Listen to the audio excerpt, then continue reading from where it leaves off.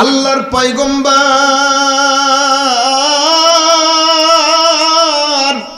Better বউ দেখার জন্য হযরতে ইসমাঈল আলাইহিস সালাম তার বিবিকে দেখার জন্য বউটা কেমন, একটু বেটার বউটা কেমন, বেটার বউটা ভালো হয়েছে না খারাপ হয়েছে, আমার ছেলের মানে বাড়িতে সংসার জীবন কেমন চলতেছে দেখা দরকার। হযরতে ইব্রাহিম নবী এবার ছেলের বাড়িতে চলে গেলেন, কষ্ট করে সেখানে উপস্থিত হলেন। হওয়ার পরে জিজ্ঞেস করলেন এই বাড়ি কার? বলে অমুকের। বলে বাড়িতে কে আজ? বলে সে কোথায়? বলে সে নাই। এমন ভাবে কথা বলল যেন সেখানে যত তাড়াতাড়ি পারা যায় চলে যাইতে পারলেই হলো। মুরব্বীকে পর্যন্ত সম্মান দেয় না, বোঝা গেল এটা একটা আস্ত বেয়াদব। কি এটা? এটা মুরব্বী কোত্থেকে হেঁটে আসলো, জিজ্ঞাসা করতেছে সে কোথায় গেছে, তোমার স্বামী কোথায় গেছে, প্রয়োজন ছাড়া তো আর যায় নাই। একটা মুরব্বী গেছে, তার সাথে কথা বলতে হয় কেমনে? সে ভাষা বোঝা গেল যে এই বাড়িতে এক মুহূর্ত থাকাটা বড় মুশকিল, মুরব্বীকে সম্মান করে না। অতএব এই বাড়িতে যে ছেলেটা বসবাস করে স্বামী হিসেবে তার জীবন যাপন কত করুন, এরা বুঝতে পেরে মুরব্বী মানুষ তার সিদ্ধান্ত জানা দিল যে বৌমা শোনো, তোমার যে স্বামী আছে ইসমাঈল, সে যখন বাড়িতে আসবে তাকে বলে দিও যে এই বাড়িতে একটা মুরব্বী আসছিল, সেই মুরব্বী বলে গেছে সে যেন তার বাড়ির চৌকাঠটা অতি দ্রুত পাল্টায় ফেলে, এটা যেন সে করে ফেলে, এই খবরটা তার কাছে দিও। জোরে কান মারহাবা। বিকেলবেলা যখন ইসমাঈল আলাইহিস সালাম বাড়িতে আসছে, আসার পরে খবর দিতে একজন বুড়া মানুষ আসছিল, আসার পরে বলে গেছে তুমি যেন তোমার বাড়ির চৌকাঠ বদলাও। তখন কি চৌকাঠ বদলাবে দেখো, বুঝতে পারছে মুরব্বী আসছিল, আমার বাবা চৌকাঠ বদলাইতে বলছে, চৌকাঠ বদলাইতে বলছে মানে তোমাকে বিদায় করতে বলছে।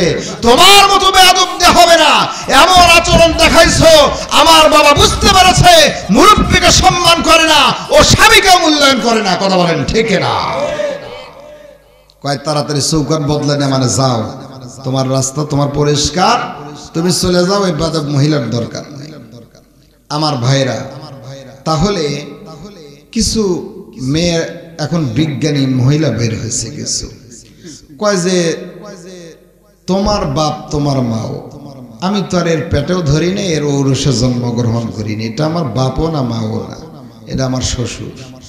এটা হলো বেয়াদবের ভাষা। কার ভাষা? কর বেয়াদব মহিলা যারা এগুলা ভাষা ব্যবহার করে, এইদিকে আছে কিনা আমি জানি না, এই ভাষাটাই ব্যবহার করে যে তোমার বাপ তোমার মা, আমার বাম পাও, ধরেন এইরকম। এতটাই অবহেলা করে, শ্বশুরকে নিজের বাপ হিসেবে গ্রহণ করতে পারে না, শাশুড়িকে নিজের মায়ের মর্যাদা দিতে পারে না। এই সমস্ত বেয়াদব মহিলা কয় তোমার বাপ তোমার মাও, নিজের বাপ মাও দাবি করতে পারে না, এটা বলতে পারে না, নিজেকে তার থেকে আলাদা ভাবে। এরকম আছে না? ইব্রাহিম আলাইহিস সালাম কেন সিদ্ধান্ত দিলেন? শ্বশুর বলছে চৌকাঠ বদলাও, বদলাই ফেলছে। তারপরে আবার বিয়ার একটা করছে। মারহাবা কর আমার ভাইরা বাবাজিরা। হযরত ইব্রাহিম আলাইহিস সালাম আবার কিছুদিন পরে সিদ্ধান্ত নিলেন, আমার ছেলে তো বিবাহ করছে, খবর পেয়েছি, একটু দেখা দরকার, এবার বৌমাটা কেমন, দিনকাল কেমন যাইতেছে, বেটার খোঁজ খবর রাখা দরকার। ইব্রাহিম আলাইহিস সালাম এবার চলে গেলেন। একদিন যাওয়ার পরে দেখলেন যে ওই দিন ইসমাঈল আলাইহিস সালাম বাড়িতে নাই, শুধুমাত্র বিবি বাড়িতে আছে। জিজ্ঞেস করলো তোমার স্বামী কোথায়? এবার বসতে দিল। এবার যেভাবে ব্যবহার করলো, যেভাবে মুরব্বীকে সম্মান করলো, বুঝতে পারলো এই মহিলার ভিতরে আদব কায়দা আছে, ভদ্রতা আছে, এর দিলের মধ্যে ভিতরে ভালোবাসা আছে, সম্মান মর্যাদা আছে। বুঝতে পারলো যে এই মেয়েটা আমাকে যেভাবে সম্মান করলো, মুরব্বী দেখে করলো, ওর বিবেকবোধ আছে, অতএব সে স্বামীর সঙ্গেও অবশ্যই ভালো ব্যবহার করে এমন জ্ঞান আর আছে। অতএব এই চৌকাঠ বদলানোর দরকার নাই, ফতুয়া ভিন্ন। জোরে কোন মারহাবা। এবার ডাক দেয়া বলছে মা, তোমার স্বামী যখন বাড়িতে আসবে, আসার পরে তোমার স্বামীকে বলে দিও যে এবার চৌকাঠ ঠিক আছে, এইবার চৌকাঠ ঠিক আছে, এই চৌকাঠ যেন না বদলায়, এটা যেন ঠিক রাখে। জোরে কোন মারহাবা। তাহলে শ্বশুর শাশুড়ির সাথে ভালো ব্যবহারের দরকার আছে না নাই? এখন আপনারা কি মনে করতেছেন জানি না, যে কি রে বিটি বিয়ে দিয়ে কি সেই ওয়াজ করতেছে নাকি ওয়াজ করতে আসলো নাকি, মানে হয়তো ভাবতে পারেন এটা কি খালি আমি এই বাড়ির ওয়াজ করতেছি নাকি এটা সব গ্রাম সব এদিকে ওই যে ওয়াজটা দিয়ে ভিডিও হচ্ছে এই ক্যামেরা দিয়ে, এটা কি এই গ্রামের মধ্যেই থাকবে না সারা দেশে বা বিভিন্ন জায়গায় পৌঁছে যাবে? ওয়াজটা কিন্তু যদিও হচ্ছে আপনাদের আমডাঙ্গা গ্রামে নাকি বাজারের উপরে যে মাহফিল হচ্ছে, এই মাহফিল তো এই কথাগুলো এখানে সীমাবদ্ধ থাকবে না। এই ওয়াজের মাধ্যমে গোটা বাংলাদেশের মুমিন মুসলমান যারা আছে ওরা যেন এখান থেকে শিক্ষা লাভ করতে পারে, এই জন্য আজকের আলোচনা। কথা বলুন ঠিক কিনা আমার ভাইয়েরা বাবাজি? একটু সামনের দিকে অগ্রসর হয়ে মনোজাত করে দেব। মেয়েটা এবার বলছে যেহেতু তিনটা খবর দিয়েছিল তার একটা মিলে গেছে, রাখালের সঙ্গে বিয়ে হয়েছে, তার আগে তো ব্যভিচারী হওয়ার কথা ছিল। কয় ওটাও ঠিক, কয় দুইটা মিলে গেছে, সর্বনাশ। তাহলে খবর দিছিল তিনটা। এক নাম্বার হলো মেয়েটা যুবতী বয়সে ব্যভিচারী হবে, দুই নাম্বার রাখালের সাথে বিয়ে হবে, দুইটাই ঘটে গেছে। আরেকটা খবর আছে যে সেই মুরব্বী বলছিল আগন্তুক মেহমান যে একটা মাকড়সার হাতে মৃত্যু হবে। খবর কি এইটা? তাহলে কি করা বলে, সেটা তো এখনো ঘটে নাই, ভবিষ্যতের খবর মানুষের নাই। এবার এই স্বামী বলছে দুইটা যেহেতু সত্যে পরিণত হয়েছে, আর একটা অবশ্যই সত্যে পরিণত হবে, সতর্কতা অবলম্বন করতে হবে। বিবি তুমি এবং আমি আজ থেকে আমরা সিদ্ধান্ত নিলাম একটা মাকড়সা এই ঘরের মধ্যে ঢুকতে দেব না, বাড়ির আশপাশ পর্যন্ত একটা মাকড়সা থাকতে দেব না, যেন মাকড়সা ঢুকতে না পারে, তোমার মৃত্যু যেন ঘটাতে না পারে। সতর্কতা অবলম্বন করবো। আজ থেকে আমাদের আন্দোলন মাকড়সা মারার আন্দোলন। মাকড়সা থাকতে দিবে না, কিন্তু তারপরেও যদি কপালে থাকে উপায় আছে। তাফসীর থেকে শোনাচ্ছি, গভীর মনোযোগ আমার ভাইরা বাবাজিরা। এবার সিদ্ধান্ত নিল, কি ওয়াজ মুখস্থ হয়ে গেছে, সবাই তো জানে এগুলো। আচ্ছা ভালো, এই ওয়াজটা আমি এবছর করি নাই, এবছর প্রথম ট্রেনিং দিতেছি। শীত আসতেছে তো বাড়ির উপরে ওয়াজ ছোট্ট, এই জন্য ছোট ওয়াজ ধরছি, বেশি একটা তাফসীর ধরিনি, ছোটখাটো একটা ওয়াজ ধরছি, একটু শেষের দিকে নিয়ে যাচ্ছি। লক্ষ্য করেন, সিদ্ধান্ত নিল এবারের আন্দোলন মাকড়সা মারার আন্দোলন। মাকড়সা যেন ঘরে বাইরে না থাকে, ই করতে প্রয়োজনে আমি কোথাও চলে যাব, বাড়িতে একটা লোক নিয়োগ দেবো, সে সব সময় বাড়ির চতুর্দিকে ঘোরাফেরা করবে, লক্ষ্য করবে একটা মাকড়সা যখনই পাবে তখনই খতম, যেন ওর দ্বারা কোনো ঝামেলা সৃষ্টি না হয়। এই জন্য সব সময় স্বামী বাড়িতে থাকতে পারবে না। ও তো এক সময় কর্মচারী ছিল, রাখাল ছিল, এখন টাকা পয়সার মালিক হয়ে গেছে। সিদ্ধান্ত নিল আমার বাড়িতে আজকে একটা কর্মচারী নিয়োগ দেব, যেন আমার অনুপস্থিতিতে বাড়ি রক্ষণাবেক্ষণ দেখাশোনা করতে পারে। এর জন্য ওই কর্মচারী আর একটা নিয়োগ দিল। মারহাবা কর আমার ভাইরা বাবাজিরা। এবার কর্মচারী নিয়োগ দিল আল্লাহর বান্দা, বাড়ির মালিক। একদিন প্রয়োজনে বাইরে গেল, বাড়িতে শুধুমাত্র তার কর্মচারী আর তার বিবি ছিল। বাড়িতে মানে সুন্দর একটা ঘর নির্মাণ করেছে, একটা বিল্ডিং তৈরি করে দিয়েছে, সুসজ্জিত সাজানো গোছানো একটা ঘর তৈরি করছে। বিদেশ থেকে টাকা পয়সা কামাই রুজি করে দেশের বাড়িতে আসছে। অবাজান এবার সুন্দর সুরক্ষিত ঘর, ওই ঘরের মধ্যে বিবি থাকে আর বাইরে কর্মচারী ছেলেটা পাহারা দেয় যেন মাকড়সা ঢুকতে না পারে। একদিনের ঘটনা, ছাদের উপরে দেখতে পাইল একটা মাকড়সা মানে চলাফেরা করতেছে। এমন দৃশ্য দেখলো বাড়ির কর্মচারী। এবার এই কর্মচারী ছেলেটা ছাদের উপরে যখন একটা মাকড়সা দেখলো, আমার বাজান রে, অনেক লম্বা ওয়াজ, আমি লম্বা করব না, বাড়ির উপরে আলোচনা, খুব সংক্ষিপ্ত আকারে কথাগুলো আমি আপনাদেরকে জানায়া দিতে চাই, শিক্ষা নেওয়া দরকার। আল্লাহ পাক যেখানে যার মৃত্যু লেখা রাখছে সেই জায়গায় মৃত্যু হবে। অবাদান লক্ষ্য করেন, এবার কর্মচারী ছেলেটা বাড়ির ছাদের উপরে একটা মাকড়সা দেখতে পাইল। পাওয়ার পরে বাড়িতে ভিতরে যে ম্যাডাম আছে তারা ডাক দিয়ে বলল, ছাদের উপরে একটা মাকড়সা পাওয়া যায়, কি করব? বলে ওইটা তুমি হত্যা করো না, একটা মাকড়সার হাতে আমার মৃত্যু হবে ম্যাডাম ভিতরে। বুঝছেন? ওই যে মেয়েটা যে রাখালের সাথে বিয়ে হয়েছে, ও কয় যে একটা মাকড়সার হাতে মৃত্যু হবে। এইটা কোনোদিন হতে পারে, এটা মেনে নেওয়া যায় না। আমার শত্রুকে তোমার হাতে মারতে দেব না। যে ছাদের উপরে যে মাকড়সাটা ঘোরাফেরা করতেছে, কর্মচারী খবরদার, ওকে তোমার হাতে খতম করো না। ওটাকে তুমি ধরে নিয়ে আসো, আমি আমার নিজ হাতে ওকে খতম করব। আমার শত্রুকে আমার হাতে আমি শাস্তি দেব। ওই মাকড়সাটি যে ছাদের উপরে চলাফেরা করতেছে, তাড়াতাড়ি ধরে ঘরের ভিতরে নিয়ে আসো। খবরদার তোমার হাতে মৃত্যুবরণের ব্যবস্থা করো না, তুমি নিয়ে আসো। বাড়ির কর্মচারী হুকুমের গোলাম যেভাবে আদেশ করছে, মাকড়সা ধরে নিয়ে ভিতরে ঢুকেছে। মারহাবা কর। এবার আজরাইল কি ঘরে ঢুকছে না? মাকড়সা ঘরের মধ্যে নিয়ে আসলো, কয় আমার শত্রুকে আমি তোমার হাতে মারতে দেব? তুমি নিয়ে আসো, ওকে আমি খতম করব, আমি ওর শেষ করব। আমার শত্রুকে আমার নিজ হাতে শাস্তি দেব, শত্রুকে আমি। আমার ভাইরা, বাবাজিরা, এবার এই কর্মচারী ছেলেটা এবার এই মাকড়সা ঘরের মধ্যে নিয়ে আসলো। আসার পরে আমার বাবাজিরা লক্ষ্য করেন, বাড়ির যিনি মালিক উনি তো আর বাড়িতে নাই, শুধুমাত্র ওই কর্মচারী ছেলেটা আর ওই ম্যাডাম বাড়ির মধ্যে আছে। এবার ঘরের মধ্যে বাড়ি ঢুকাইলো, মাকড়সা ঢুকাইলো। ঢুকানোর পরে প্রথমে আক্ষেপ করতেছে, আফসোস করতেছে, তুচ্ছ মনে করতেছে, সামান্য এই মাকড়সার হাতে কেমনে আমার মৃত্যু হবে? ও তো কামড় দেওয়া জানে না, ওর দ্বারা তো কারোর মৃত্যু হওয়া দেখি নাই। আমার জীবনে কত মানুষকে মারা দেখলাম মাকড়সার কারণে। কোন মানুষ মারা গেছে এমন খবর নাই।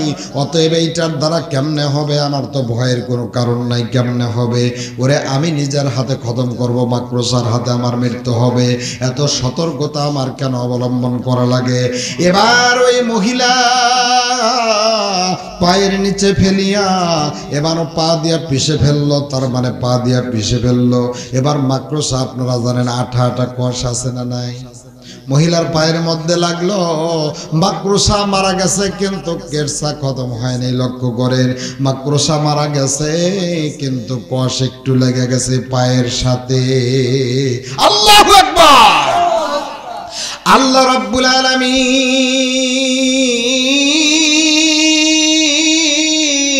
যেটা ফয়সালা করে রেখেছেন, তার হাত থেকে বাঁচার কোনো কায়দা নাই, তার সেটা উল্টানোর ক্ষমতা দুনিয়াবাসীর নাই। বাস্তব কথাটা একটু আপনাদেরকে বোঝানোর জন্য বলছি। আমার ভাইরা, বাবাজিরা লক্ষ্য করেন, এবার যখন এই মাকড়সার কষ্টা পায়ের মধ্যে লাগলো, পায়ের মধ্যে লাগার পরে আস্তে আস্তে ওই জায়গাটা ঘা হয়ে গেল, মানে পছন্দ ধরতেছে, বিষাক্ত পয়জন। আস্তে আস্তে ঘা ছড়াইতেছিল, আস্তে আস্তে ক্যান্সারে রূপান্তরিত হলো। আস্তে আস্তে পায়ের এই বিষটা শুধুমাত্র পায়ের তলায় থাকলো না, আস্তে আস্তে গোটা শরীরের মধ্যে ছড়ায় বলল। এক পর্যায়ে বিষের কারণে ক্যান্সার ধরে গেল এবং এর কারণেই তার মৃত্যু ঘটে গেল। আল্লাহু আকবার। আমরা যারা মারা যায়নি আমাদের প্রস্তুতি নিতে হবে। আলোচনা পর্যায়ক্রমে করব। একটু তাকবীর দিয়ে ফ্রেশ হয়ে নেন, শয়তান তারাই। লিল্লাহি তাকবীর। বাস আমার আল্লাহ বলেন, আলিফ লাম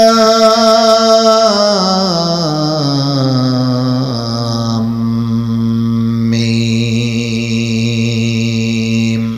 যালিকাল কিতাবু লা রাইবা ফীহি।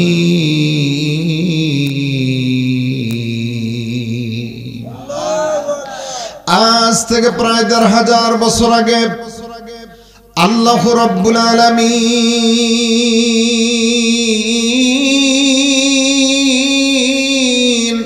ফেরেশতা জিবরাইলের মাধ্যমে আখিরি নবী মুহাম্মদুর রাসূলুল্লাহ সাল্লাল্লাহু আলাইহি ওয়াসাল্লামের উপরে 23 বছর সময় নিয়ে এমন একটা কিতাব আল্লাহ পাক নাযিল করে দিলেন, যেই কিতাবের মধ্যে কোনো ভুল কোনো সন্দেহ নাই। আমার আল্লাহ বলেন, যালিকাল কিতাবু লা রাইবা ফীহি হুদাল লিল মুত্তাকিন।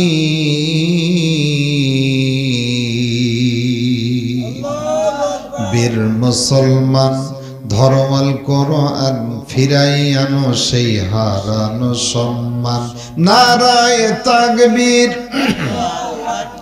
যে ঈমান বলে হয়ে বলিয়ান শাসন করেছিলি দুনিয়া জাহান জোরে বলুন মারহাবা সত্যের সেই তলোয়ার নৌরে তুলে আবার পাক দুনিয়া ভেঙে কররে খান খান বীর মুসলমান ধরোয়াল কোরআন ফিরাই আনো সেই হারানো সম্মান বাল হুয়া কুরআনুম মাজিদুন ফি লাওহিম মাহফুজ আল্লাহ রাব্বুল আলামিন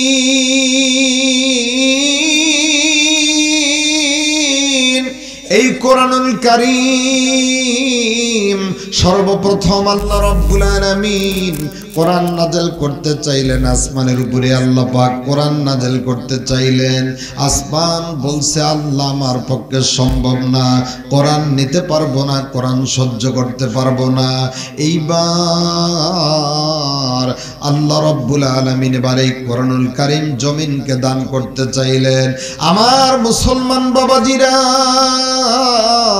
এবার জমিন বলছে আল্লাহ আমার পক্ষে সম্ভব না কোরআন নিতে পারবো না কোরআন সহ্য করতে পারবো না বরদাস্ত করতে পারবো না এইবার আল্লাহ রাব্বুল আলামিন এই কোরআনুল কারীম পাহাড়ের উপরে নাযিল করতে চাইলেন পাহাড় একই জবাব দেয়া বলছে আল্লাহ আমার পক্ষে সম্ভব না কোরআন নিতে পারবো না কোরআন সহ্য করতে পারবো না আসমান ভয় পাইল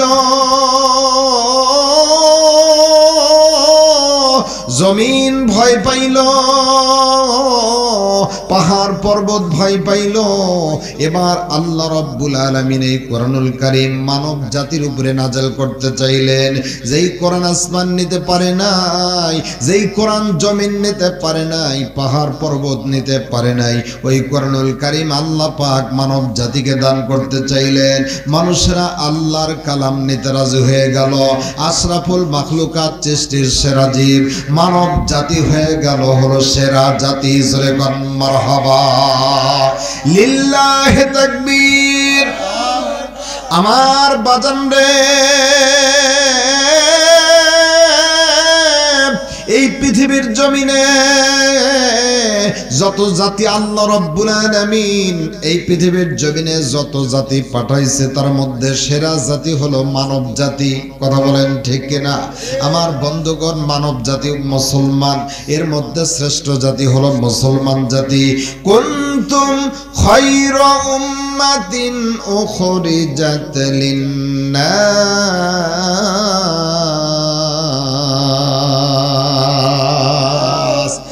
যত জাতি আছে সমস্ত জাতির মধ্যে আল্লাহ রাব্বুল আলামিন শ্রেষ্ঠ জাতি হিসেবে ঘোষণা দিয়েছে হলো মুসলমান জাতি অবাজান লক্ষ্য করেন গভীর মনোযোগ দিয়ে কথাগুলো শোনেন এই পৃথিবীর জমিনে লক্ষ লক্ষ মানে লক্ষের উপরে মানে লক্ষাধিক নবী রাসূল আল্লাহ পাক পৃথিবীর জমিনে প্রেরণ করেছেন সমস্ত নবীর মধ্যে সেরা নবী সেরা রাসূল হলো আমার আপনার নবী হলো সর্বশ্রেষ্ঠ জোরে কোন সুবহানাল্লাহ শুধু তাই নয় আল্লাহ রাব্বুল আলামিন এই পৃথিবীর জমিনে যত আসমানি কিতাব নাযিল করেছেন তাওরাত জাবুর ইনজিল সহ যত আসমানি কিতাব আল্লাহ পাক পৃথিবীর জমিনে নাযিল করেছেন সমস্ত আসমানি কিতাবের মধ্যে সেরা যে কিতাব তার নাম হলো কোরআনুল কারীম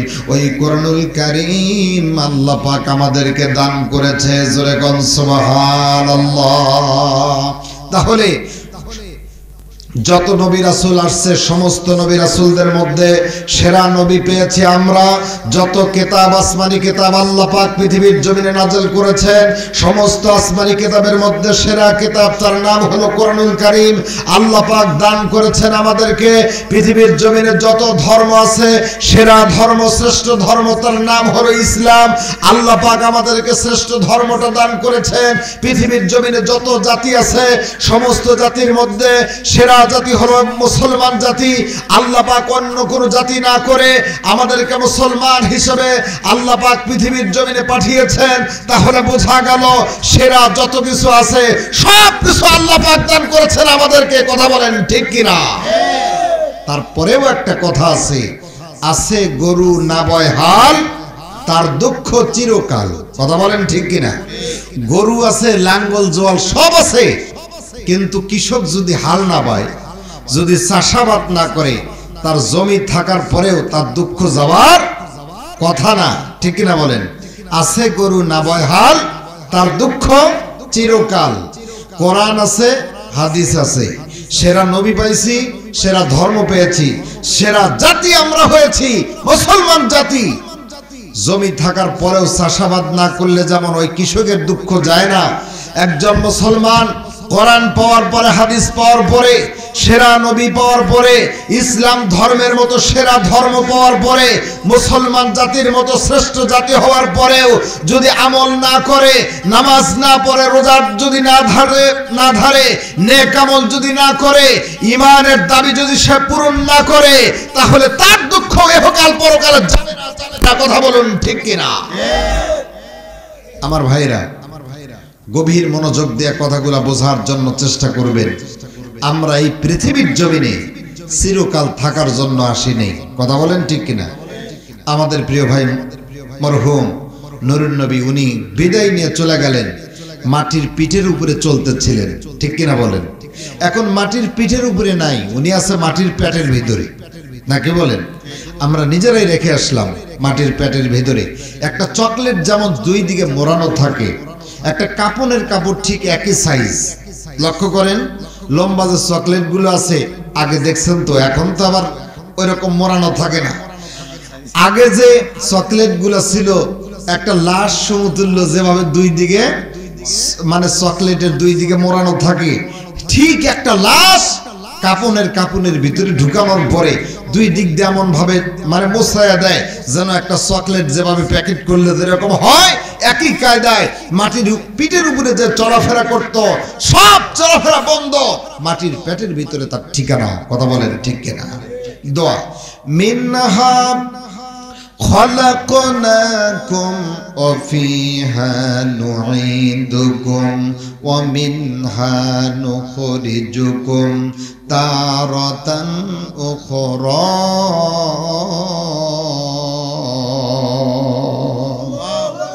মাটি থেকে জন্ম তোমার, মাটি থেকে জন্ম তোমার, মাটির ভিতর যাবে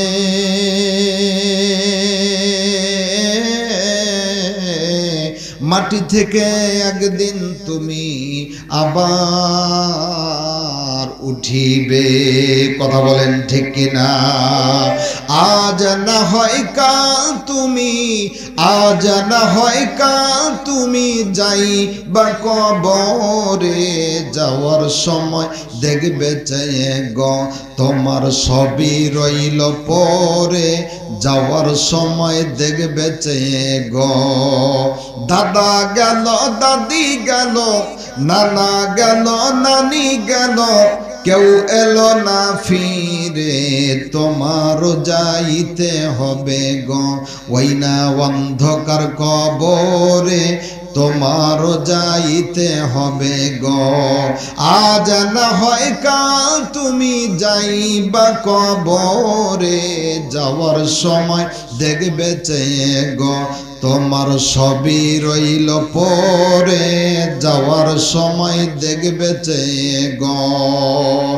আইনামা তাকুনু ইদরিকুমুল মাউতু ওয়ালাউ কুনতুম ফি বুরুজিম মুসাইয়াদা। আল্লাহু আকবার। আল্লাহ রাব্বুল আলামিন এই আয়াতের মধ্যে আল্লাহ রাব্বুল আলামিন পরিষ্কার করে জানায়া দেয়, মুসলমান ইমানদার সকলে মনোযোগ দেওয়া কথাগুলো বোঝার জন্য চেষ্টা করেন। আমার আল্লাহ রাব্বুল আলামিন ডাক দেয়া বলেন, আইনা মা তাকুনু, তোমরা যেখানেই থাকো না কেন, ইদরিকুমুল মাউত, মৃত্যু তোমাদেরকে ধরবেই ধরবে। কথা বলেন ঠিক কিনা? ও বাজান, যতই আমরা সতর্কতা অবলম্বন করি, যতই আমরা চালাকি করি, যতই আমরা মৃত্যুর হাত থেকে বাঁচার জন্য চেষ্টা করি, তারপরেও যখন আমাদের সময় ফুরিয়ে যাবে, বলেন তো দেখি পৃথিবীর জমিনে থাকার কি আর কোনো সুযোগ থাকে? লক্ষ্য করেন কথার দিকে। 10 টাকার এক প্যাকেট বিস্কুট কিনবেন, ওই জায়গায় থাকবে মেয়াদ থাকে কিনা কোন? কি বিস্কুটের প্যাকেটে মেয়াদ থাকে না? ওষুধের গায়ে মেয়াদ থাকে না? যে মানে যখন তৈরি করে ওই সময় মেয়াদটা দিয়ে দেয় যে এর জন্ম তারিখ এইটা আর মৃত্যু তারিখ ওইটা। ঠিক কিনা বলেন? মানুষ বিস্কুট কেনার পরে দেখি তো ডেট আছে না, মানে এটা জীবিত নাকি মৃত, দেখে ডেট আছে কিনা। তার মানে হলো ডেট দেখে তারপরে মানুষ ওষুধ হোক, বিস্কুট হোক, চানাচুর হোক, যে কোনো খাদ্য খাবার হোক না কেন, আগে মেয়াদ দেখে তারপরে কিনে। কথা কোন ঠিক কিনা? যে তৈরি করে যে কোম্পানি, ওই কোম্পানি আবার মেয়াদ দেয়। তাহলে আমাদেরকে যে কোম্পানিতে আল্লাহ পাক সৃষ্টি করেছেন, মায়ের গর্ভে আমাদেরকে সৃষ্টি করেছেন, আল্লাহ পাক সৃষ্টি করার সময় সিদ্ধান্ত চূড়ান্ত করেছেন, জন্মগ্রহণ করলো অমুক তারিখ, মৃত্যুবরণ করবে অমুক তারিখ। সুম্মা কাদা আজালা, তার সময় নির্ধারণ করা হয়েছে। ওই তারিখের একটু আগেও হবে না, একটু পরেও, পিছানোর কোনো সুযোগ নাই, আগানোরও কোনো সুযোগ নাই। তাহলে আল্লাহ মানুষ সৃষ্টি করেছেন, মানুষকে মেয়াদ দেওয়া সৃষ্টি করেছেন। এই মানুষটা আজকে জীব মানে করা হলো, এর প্রাণ দেওয়া হলো ভিতরে, এতদিন পর্যন্ত চলবে, এরপরে এর মেয়াদ শেষ, ও আর দুনিয়ার জীবনে চলাফেরা করার শক্তি পাবে না, রুহু আর কার্যকর হবে না, ওর শরীরের সাথে সম্পর্ক রাখতে পারবে না, শরীর থেকে রুহু বিচ্ছিন্ন হয়ে যাবে। অমুক তারিখে এটাও আল্লাহ পাক দিয়েছেন। কথা বলেন ঠিক কিনা? সুম্মা কাদা আজালা, মৃত্যুর সময় নির্ধারিত, মেয়াদ দিয়ে দিচ্ছেন, জন্মসাল এইটা, মৃত্যু বরণ করবে অমুক তারিখে। এই জন্য বলার কোনো সুযোগ নাই। অমুক হাসপাতালে না নিয়া যদি ওই হাসপাতালে যাইতো, তাহলে রুগীটা মরতো না, এরকম বলে কিনা ভাই? এরকম বলা হয়, কিন্তু এই কথাটা একেবারে ফাউল। কারণ ওনার যদি হায়াতি থাকতো তাহলে তো ভুল পথে পাও দিত না, নাকি বলেন? ভুল পথে পাওয়া দিত। তার মানে হলো মৃত্যু এতটাই চূড়ান্ত একটা নির্ধারিত বিষয়, এর থেকে বাঁচার কোনো উপায় নাই। হাদিস শরীফের মধ্যে আসছে, যার যেখানে মৃত্যুর জায়গা নির্ধারণ হয়, সময় নির্ধারণ হয়, ওই জায়গায় যাওয়ার জন্য আল্লাহ পাক কোনো প্রয়োজন সৃষ্টি করে দেয়, তখন ওই মৃত্যুর জায়গায় সে যাইতে বাধ্য হয়। আমাদের মরহুম আপনারা জানেন, বাড়িতে কিন্তু মারা যায় নাই, নাকি? কারণ তার মৃত্যুটা যে জায়গায় আছে ওই জায়গায় গেছে, গাড়ি ভাড়া করে ওই জায়গায় গেছে, তারপরে মৃত্যুবরণ করছে। এজন্য সম্মানিত হাজিরিন, মনোযোগ দিয়ে একটু কথাগুলা বোঝার জন্য চেষ্টা করবেন। ধৈর্য আছে আপনাদের? ওয়াজ শোনার মতো ধৈর্য আছে? আলহামদুলিল্লাহ। বাপসব দেখে তো আমি ভয় পাইতেছি, মনে হচ্ছে যে ফাঁকা ফিল্ডে গোল দেওয়ার মতো হয়েছে। এর ব্যাপার না তো, তারপরেও কোরআনের মাহফিল অবহেলা করার কোনো সুযোগ নেই, নাকি বলেন? মাহফিলে হাজার হাজার মানুষ থাকলো, ওয়াজ একজন আমল করলো না, ওই ওয়াজের কোনো দাম আছে? দাম নাই। কিন্তু 2 জন লোক যদি মনোযোগ দিয়ে ওয়াজ শোনে, আবু বকর সিদ্দিক বাঙালি যে ওয়াজটা করবে, আমরা মনোযোগ দিয়ে শুনবো, আমল করা শুরু করব, মাহফিল এটা গ্রহণযোগ্য আল্লাহর কাছে। দুনিয়ার মানুষের কাছে পছন্দনীয় নাও হইতে পারে, আল্লাহর কাছে পছন্দনীয় হলেই আমাদের জন্য যথেষ্ট। কথা বলেন ঠিক কিনা? আমার ভাইরা, মৃত্যু যেখানেই থাকে সেখানেই হবে। এই আয়াতের তাফসীর নুরুল কোরআনের মধ্যে একটা ঘটনা আসছে, সংক্ষিপ্ত আকারে কথাটা বলে পর্যায়ক্রমে আমি কিছু বক্তব্য আপনাদেরকে শোনাবো। আল্লাহ পাক তৌফিক দান করুক, সকলে বলেন আমিন। পূর্বকালে এক মহিলা, তাফসীর থেকে বলছে, নুরুল কোরআনের মধ্যে আসছে, এই মহিলা গর্ভবতী, স্বামী বাড়িতে নাই, বাড়িতে কার্যের একটা ছেলে আছে, অল্প বয়সের বালক বাড়িতে আছে। এই ছেলেটা ওই যে বাড়িওয়ালা মহিলা, স্বামী বাড়িতে নাই, পেটে সন্তান, ডেলিভারি হলো, ভূমিষ্ঠ হলো, একটা কন্যা সন্তান জন্মগ্রহণ করলো। জোরে কোন মারহাবা। কি সন্তান? কন্যা সন্তান। হাদিসটা শুনে নেন, তারপরে ওয়াজে যাচ্ছে। আল্লাহর নবী বলেন, কোন ব্যক্তির যদি একটা কন্যা সন্তানের বাবা হইতে পারে, একটা কন্যা সন্তানের মা হইতে পারে, তাহলে একটা জান্নাতের মালিক হয়ে গেল। দুইটা কন্যা সন্তানের বাবা, দুইটা জান্নাতের মালিক। তিনটা কন্যা সন্তানের বাবা, তিনটা জান্নাতের মালিক। কিন্তু পক্ষান্তরে এমন কথা হাদিস কোরআনে নাই, পাঁচটা ছেলের বাপ একটা জান্নাত পাবে, এই কথা নাই। কিন্তু যতগুলো মেয়ে হবে ততগুলো জান্নাতের মালিক হবে। জোরে কোন সুবহানাল্লাহ। আমার বাজান রে,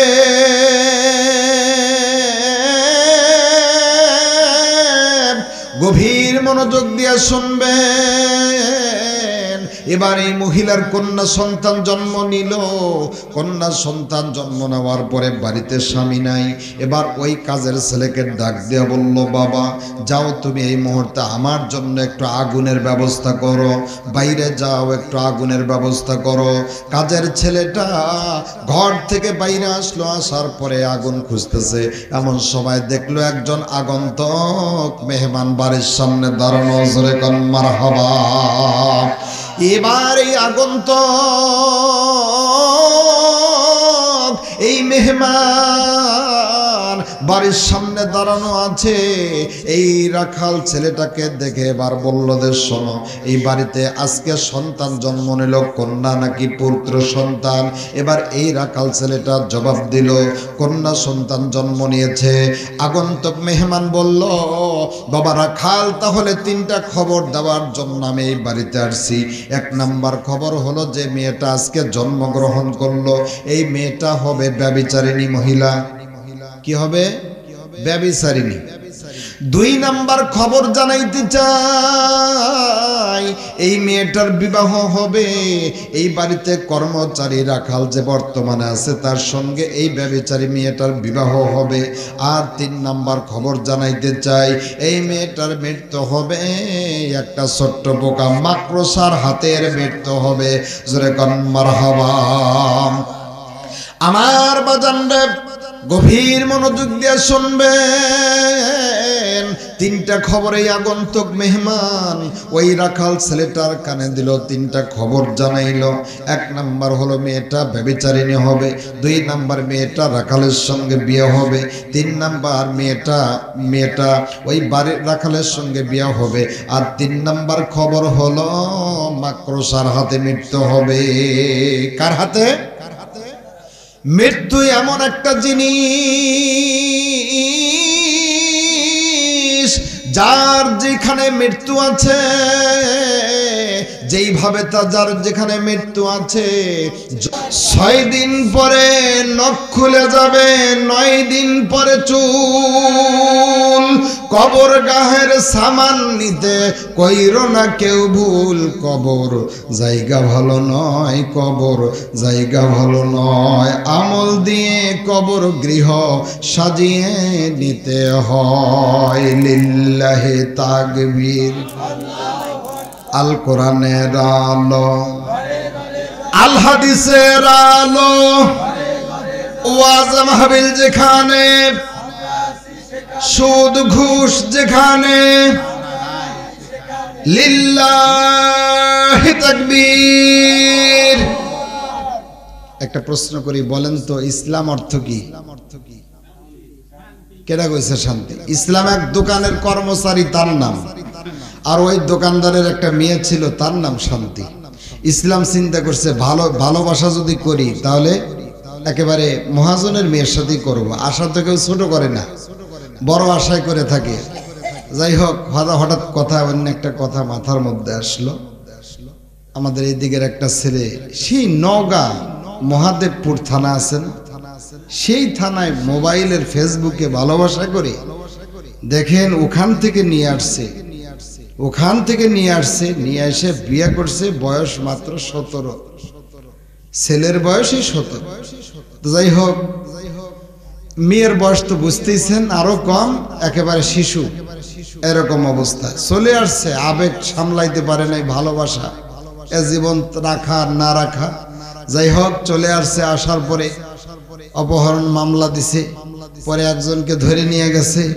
ধরে নিয়ে যাওয়ার পরে আমরা বাধ্য হলাম ওই মেয়েটাকে আবার থানায় সুপর্দ করা। তার মাধ্যমে কেসটা মোটামুটি আপাতত খতম হলো। তাহলে আমার ভাইয়েরা, বাবাজিরা, কঠিন পরিস্থিতি, কথা বলেন ঠিক কিনা? কঠিন পরিস্থিতি চলতেছে মোবাইলের মাধ্যমে। আগে কোরআন শরীফ নিয়ে সময় কাটানো উচিত। কোরআন পড়বে, কোরআনের অর্থ বুঝবে, সূরাগুলা মুখস্থ করবে। খবর নাই, কোরআন শরীফ পড়ে না, আম পারা পড়ে না, এগুলার ধার ধারে না, দোয়া কুনুত মুখস্থ করার প্রয়োজন মনে করে না। এরপরে আত্তাহিয়াত দরুদ শরীফ মুখস্থ করার প্রয়োজন যুবক যুবতীরা আর মনে করতেছে না। এখন তারা ফেসবুক নিয়ে, ইউটিউব নিয়ে, টিকটক নিয়ে সময় কাটাতেছে। ঘন্টার পর ঘন্টা ইউটিউব, ফেসবুক আর টিকটকে সময় কাটাচ্ছে। দিন দিন যুবক আর যুবতীরা টিকটকার হয়ে যাচ্ছে। কথা বলেন ঠিক কিনা? এই গ্রামে কি টিকটকার আছে? ফারদিন নাই, নাই বলে টিকটকার। টিকটকার চেনেন আপনারা? মুরব্বী চিন্তা করতেছে, এত শুনি নাই কোন দিন। টিকটিকি শুনছি, টিকটকার তো শুনি নাই। টিকটকার আছে? কিছুই তো কর না। আছে, মানুষ ঘন্টার পর ঘন্টা সময় কাটাতেছে, ঠিক কিনা বলেন? আমি তাদেরকে আফসোস করে বলতে চাই, কোন দেশেরই বিয়ে তুমি, কেমন তোমার বাপ, ফেসবুকেতে ছবি ছেড়ে করছো কেন পাপ তুমি, ফেসবুকেতে ছবি ছেড়ে করছো কেন পাপ। মিয়া মানুষের ছবি ফেসবুকে দেওয়া ভালো না খারাপ? দাদি নানির বন্ধু হয়নি আগেকার যুগে, এখন তোমার বন্ধু লাগে 64 জেলাতে। কথা বলেন ঠিক কিনা? আচ্ছা, আমাদের দাদি, আমাদের নানি, তাদের কি বয়ফ্রেন্ড ছিল? আর কি পুরুষ মানুষের সাথে বন্ধুত্ব করছে? এখন ওই মেয়েরা স্কুল কলেজে পড়ে, ছেলে মানুষ ধরে নিয়ে এসে কয় এটা আমার ছেলে বন্ধু। আগুন নিয়ে খেলা করিস। ছেলে মানুষ কোনোদিন মেয়ে মানুষের বন্ধু হতে পারে? ও বন্ধু না শত্রু? বলেন। এখন আবার কিছু হলেই কয় এআই দিয়ে বানাইছে। কি দিয়ে বানাইছে? এআই দিয়ে বানাইছে। এআই এর দোষ দিয়ে বেঁচে যায়। লক্ষ্য করেন। আর এখন আমাদের দাদি নানির বন্ধু ছিল না, পুরুষ মানুষের সাথে তারা বন্ধুত্ব করে নাই। আর এখন একটা দুইটা না, এক এক জেলায় এক একটা করে রেডি করে রাখে। নাটোরের রফিকুল, ওকে কথা দিছে বিয়া যদি বসি জীবনে বিয়া করি, এ জীবন তোমার সাথেই কাটাবো। রফিকুলে কথা দিছে। একই কথা দিছে টাঙ্গাইলের ইউসুফকে। ওকে বলছে ইউসুফ, বিয়া যদি করি জীবনে তোমাকেই করব। তার মানে হাতে রাখছে টাঙ্গাইল, বগুড়া, রংপুর, দিনাজপুর, সব জেলায় জেলায় এক একটা করে বয়ফ্রেন্ড রেডি করে রাখছে। নাটোরেরটা যদি গ্রহণ না করে ছুটে যায় কোনো কারণে, তাহলে টাঙ্গাইলেরটা ধরবো। আর টাঙ্গাইলেরটা যদি ছুটে যায়, বগুড়ারটা ধরবো। প্রয়োজন হলে হিরো আলমকে ধরবো, তারপরেও একটা নিয়ে থাকবো না। তার মানে হলো 12 ভাতারি। এর নাম কি কন? অবস্থা এরকম হয়েছে কি হয় নাই বলেন? মোবাইলের যুগে এরকম একটা পরিস্থিতি তৈরি করে রাখে, একটা যদি ছুটেও যায়, একটা না একটা যেন টিকা থাকে। দাদি নানির বন্ধু হয়নি আগেকার যুগে, এখন তোমার বন্ধু লাগে 64 জেলাতে। কথা বলেন ঠিক কিনা? জেনে শুনে ওই আগুনে, জেনে শুনে ওই আগুনে দিও না তুমি ঝাঁপ, ফেসবুকেতে ছবি ছেড়ে করছো কেন পাপ তুমি, ফেসবুকেতে ছবি ছেড়ে করছো কেন পাপ। টিকটকার হওয়া যাবে? শোনেন, একটা শাড়ির প্রয়োজন। একেবারে শেষ প্রান্তে নিয়ে গেছি, মনোজাতের কাছাকাছি চলে যাচ্ছি। একটা শাড়ির প্রয়োজন। কিসের প্রয়োজন বলেন? বউ একটা শাড়ির প্রয়োজন। মনে তোমার হাত লেগে গেছে, রেখে দাও, কষ্ট দাও দেবো। কখন বলছি আমার তো মনেই নেই আর।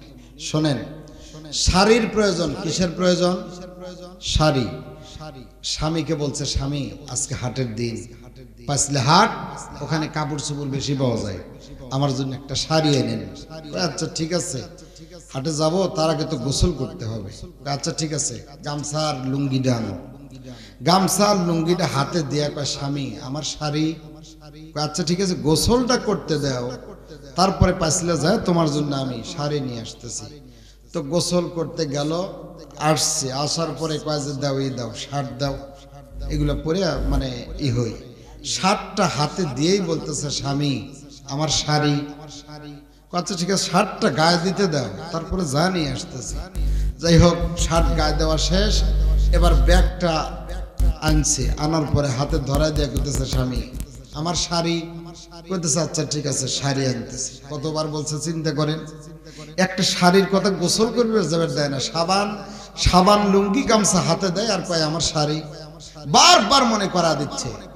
আচ্ছা হাটে যাওয়ার পরে, পাঁচলে হাটে যাওয়ার পরে কোনো জিনিস যদি নাও কেনে, অন্তত একটা শাড়ি আগে কিনবে না? যে মানে গোসল করতে দেয় না, যা কিছু দেয়, ভাত বেরিয়ে দেয়, কয় দেয় আমার শাড়ি, তো শাড়ি আগে কিনে নেই, ঠিক কিনা বলেন? আচ্ছা হাট করে আসলো, আসার পরে বাড়িতে যখন প্রথমে ঢুকবে, যে মহিলা বারবার তার স্বামীর কাছে মনে করা দিতেছে আমার শাড়ি। আচ্ছা ওই যখন বাজার থেকে, হাট থেকে বাড়িতে ফিরবে, প্রথমে সে লবণ মরিচ পেঁয়াজ তেল হলুদের কথা বলবে না শাড়ির খোঁজ খবর আগে নিবে? ওর কিন্তু শাড়ি আগে ধান্দা, খাই না খাই শাড়ি, এ কথাই বলবে। আচ্ছা তো একটা কথা বলি, কোরআন শরীফের মধ্যে ৮০ থেকে ৮২ জায়গায় আল্লাহ নামাজের কথা বলছে, সালাতের কথা বলছে। তো এক সালাত, এক নামাজের কথা এতবার কেন বললো? কেন বললো? আচ্ছা এতবার বলছে কোরআন শরীফের মধ্যে নামাজ, নামাজ, হাফিজু আলাস সালাওয়াত, সমস্ত নামাজ হেফাজত রেখো, আসসালাতুল উস্তা, মধ্যের নামাজটা আবার একটু গুরুত্ব বেশি দিও, আসরের সময় কাজের ব্যস্ততা থাকে বেশি, ওটা জানে না ছোটে। তার মানে বলতে সব নামাজই ঠিক রাখো, আসরটাও ঠিক রেখো। আবার বলতেছে বেলা যখন একটু গড়ে যায়, লিদুলু কি শামসি, সূর্য যখন একটু হেলে যায়, তখন জোহরের নামাজটা পড়ো, সুবহানাল্লাহ। দিনের দুই প্রান্তে আকিমিস সালাতা তরফাইন নাহার, দিনের দুই প্রান্তে নামাজ পড়ো। দিনের দুই প্রান্তে মানে কি? ফজরের নামাজ, মাগরিবের নামাজ, দুই প্রান্তে নামাজ পড়ো। এইভাবে ঘুরাইয়া ফিরাইয়া ৮০ থেকে ৮২ বার বলছে। তাহলে ওই মহিলা হাট থেকে আসার পরে তার স্বামীর কাছ থেকে প্রথমে যেন কি চাইছে ভাই? শাড়ি চাইছে। আচ্ছা এতবার কোরআনের নামাজের কথা বলার পরে আমরা যখন পরকালে হাজির হব, সর্বপ্রথম আমাদের কাছে কি চাবে? চাবে কিনা? আউয়ালু মা ইউহাসাবু বিহিল আবদু ইয়াউমাল কিয়ামাতিস সালাহ। আল্লাহর নবী বলেন পরকালে বান্দার কাছ থেকে সর্বপ্রথম নামাজের হিসাবটা আগে নেওয়া হবে। এতবার নামাজের কথা বলা হয়েছে, ওই নামাজের খবরটা কি আগে চাবে, আগে জিজ্ঞাসা করবে নামাজের খবর কি। নামাজ যদি ঠিক থাকে সমস্ত আমল ঠিক বলে গণ্য হবে, আর নামাজের মধ্যে যদি ভেজাল থাকে অন্য আমল দিয়ে কাজ হবে। এজন্য নামাজের কথা, নামাজ, যার নামাজ নেই তার কিচ্ছু নেই, যার নামাজ নাই কিচ্ছু নাই। মুসলমান ইমানদার আর কাফেরের মধ্যে পার্থক্য হলো নামাজ। বলবেন যে তাহলে এত কঠিন, তাহলে কি আমরা যারা নামাজ পড়ি না, মুসলমান থাকি না, পরিস্থিতি খুব খারাপ, পরিস্থিতি খুব খারাপ। বেনামাজি মুসলমান যদি কাফের ফতুয়া দেয়, তার স্বামী যদি কাফের হয়, বউ থাকবে না তো, বুঝলেন? দুইজন দুই ধর্মের থাকবে না, বিপদ। আর এরা আবার ফুল কাফের না। এই রসুল বলছে আমার উম্মত শেষ জামানায় ইউসবিহু মুমিনান, সকাল করবে মুমিন হিসাবে, ওয়া ইউমসি কাফিরান, বিকাল করবে কাফের হিসাবে। এটা রাসূলের হাদিস। আবার বিকাল করবে মুমিন হিসাবে, সকাল করবে কাফের হিসাবে। মানে এই এমন একটা কথা বলবে যেন ও কাফের হয়ে গেল, এমন একটা কাজ করবে কাফের হয়ে যাবে, আবার এমন একটা ভালো কাজ করবে, ঈমানের কাজ করবে, সে ঈমানদার হয়ে যাবে।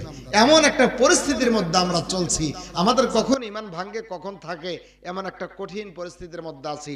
নামাজ নামাজ নামাজ নামাজ ছাড়া উপায় নাই, কথা কোন ঠিক কিনা? কোরআনের মধ্যে দুইটা কথা আছে, শেষ এক নাম্বার হলো ঈমান,